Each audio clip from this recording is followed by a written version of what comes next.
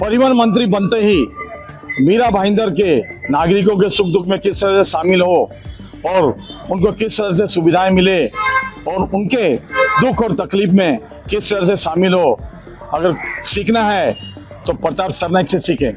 नमस्कार दर्शकों साथियों, मैं हूं शशि शर्मा, आप देख रहे दबंग खबरें। दर्शकों, आज परिवहन मंत्री प्रताप सरनाइक ने महानगर पालिका में मनपा आयुक्त और कई विभागों के जो प्रमुख हैं, अधिकारी हैं, उनकी आढावा बैठक ली थी। और उस आढावा बैठक में मीरा भाईंदर शहर से जुड़े हुए कई प्रमुख मुद्दे थे जिन पर चर्चा हुई और सहमति बनी।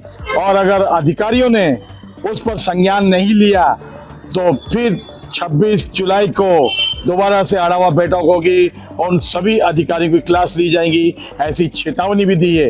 आइए जानते हैं प्रताप सरनाइक से क्या कहना चाहेंगे और किस तरह की आढावा बैठक थी और किस तरह के मुद्दे थे। पालिका के कमिश्नर राधा विनोद जी के साथ एक बैठक संपन्न हुई और जो राज्य शासन के माध्यम से निधि उपलब्ध हुआ है मीरा भाईंदर महानगर पालिका को, हमारे मुख्य नेता तथा माजी मुख्यमंत्री आदरणीय एकनाथ शिंदे साहब इस राज्य का नेतृत्व जिस वक्त मुख्यमंत्री के तौर पे कर रहे थे, तभी उन्होंने 1800 करोड़ रुपए विविध विकास योजना के लिए दिया था और साथ ही में 900 करोड़ रुपए का निधि एमएमआरडी के माध्यम से रास्ते के लिए दिया था। तो उसका सभी काम कहाँ तक पहुँच गए इसका मैंने आज जायजा लिया। उसमें बहुत सारे काम जो है आगे के 3 से 4 महीने में पूरे हो जाएंगे, ये वायदा मुझे कमिश्नर साहब ने किया और जल्दी से जल्दी वो काम पूरा हो जाएगा। साथ ही में मीरा भाईंदर महानगर पालिका को सूर्या प्रकल्प से जो पानी आने वाला है वो कितने दिन में पूरा हो जाएगा। साथ ही में जो पुरानी धोखादायक इमारतें है जो 84 के पहले की भी है, अगर कुछ तकलीफों की वजह से वो डेवलप नहीं हो सकते तो उसके बारे में जानकारी ली।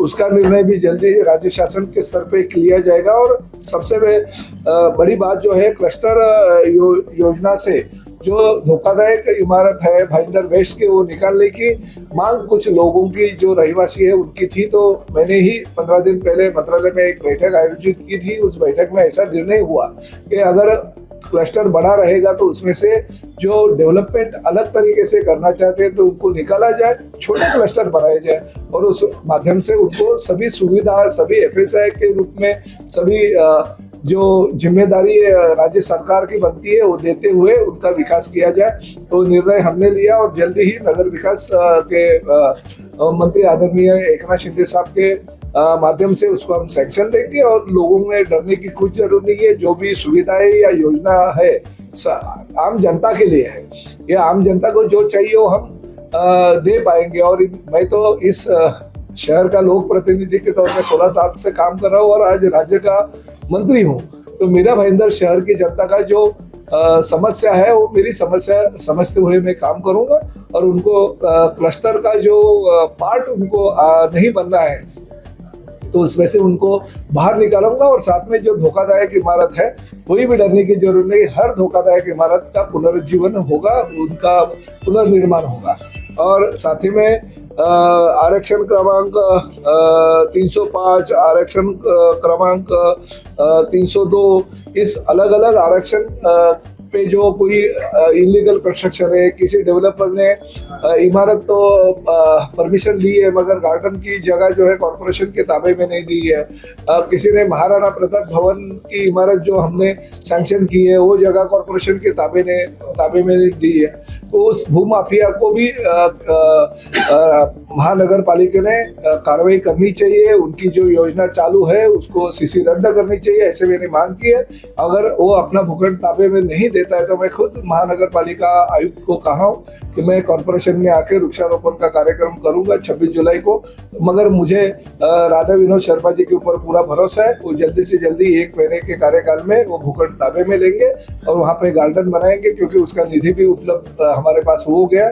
जल्दी से जल्दी ये काम होगा और मीरा भाईंदर शहर के लिए बहुत ही अच्छा जो विकास का काम है वो हम करते रहेंगे। सर, हमने रीडेवलपमेंट को लेकर भी मनपा के अधिकारियों को सूचना दी कि वो धोखादायक इमारत डिक्लेयर करते हैं और उसका खामियाजा जो रिडेवलपमेंट में जो लोग हैं उनको भुगतना पड़ता है, इस तरह नहीं 100% ये भुगतना पड़ता है। कुछ तो इमारतें 2-2 साल हो गए हैं तोड़ के रखी है, वो बेचारे हमारे उसमें ज्यादातर नवघर शिरडी नगर के मराठी कुटुंब है जो पिछले कई सालों से वहाँ पे रहते हैं, तो वो भी घर के बाहर है।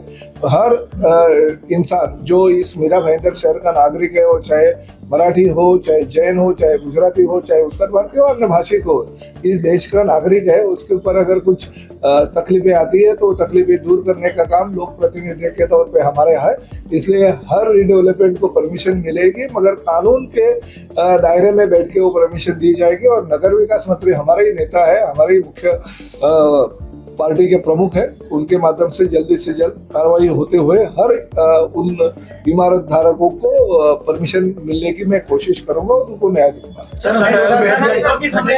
समस्या हो गई है सर, शहर में खड्डों की समस्या नहीं, देखिए इस साल मैं ढूंढ रहा था, जब ये कॉर्पोरेशन आ रहा था कि घमेला फावड़ा लेके कोई पॉलिटिकल नेतागण है क्या, क्योंकि पिछले साल बहुत सारे नेता रास्ते पे उतर गए थे। कुछ लोग तो वो खड्डों में गाड़ियां, मोटरसाइकिल, 3-3 पहिए वाली गाड़ियां चला रहे थे, मगर इस साल कोई दिखा नहीं। शायद मजदूरी उनको ज्यादा ही पिछले साल मिल गई रहेगी, मगर राधा विनोद शर्मा जी के कार्यकाल में शायद उनको मजदूरी नहीं मिलेगी, ऐसा उनको लगा रहेगा। मगर मैंने हमारे नेशनल हाईवे अथॉरिटी के सभी अधिकारियों को, हमारे कॉर्पोरेशन के कमिश्नर को, पीडब्ल्यूडी के लोगों को तुरंत कहा है कि वो खड्डे बंद किए जाए, और साथ ही में एमएमआरडी के लोगों को कहा कि छत्रपति शिवाजी महाराज मार्ग जो है वो खड्डा मुक्त होने के लिए एमएमआरडी के माध्यम से उसका कंक्रीटीकरण किया जाए। सर, मेट्रो कार शेड को भी विरोध हो रहा है और उसे दूसरी जगह शिफ्ट करने की बात हो रही है। देखिए, पहले राई मुरवा मोरदा में मेट्रो कार शेड था, अभी वो मेट्रो कार शेड डोंगरे में हटाना चाहिए, ऐसी गांव वालों की मांग थी। तो राज्य शासन ने डोंगरी में वो कार शेड ले गई है, क्योंकि राज्य शासन की खुद की जमीन थी। मगर एक बात वहाँ पे जरूर है कि 12,400 पेड़ जो है, वो पेड़ का कत्ल वहाँ पे अगर होता रहेगा तो मैं उसके खिलाफ खुद भी हूँ। मैंने हमारे सभी लोगों को कहा है कि पेड़ का कत्ल नहीं करते हुए अगर डेवलप किया जाए जमीन तो अच्छा होगा, क्योंकि आखिर एक एक पेड़ की कीमत क्या होती है वो हम सब जानते हैं। तो निसर्ग बचाना हमारा कर्तव्य है, और निसर्ग को बचाने के लिए जो भी पर्यावरण प्रेमी हमारे पास आते हैं उनको हम न्याय देने की कोशिश करेंगे। हमारे मुख्य नेता तथा उप मुख्यमंत्री एकनाथ शिंदे जी के पास हमारे कुछ मीरा भाईंदर शहर के पर्यावरण प्रेमी गए थे, उन्होंने भी उनकी सहमति दर्शी है और हमारे एमएमआरडी के अधिकारियों को कहा है। मगर वो पेड़ जितने भी उसमें से बचाना चाहिए, या जितने भी पेड़ों की कत्ल नहीं होनी चाहिए, ये उनकी जो मांग है, उस मांग से मैं भी उतना ही उनके साथ में हूँ। निसर्ग का बचाना हमारे लिए क्रम प्राप्त है।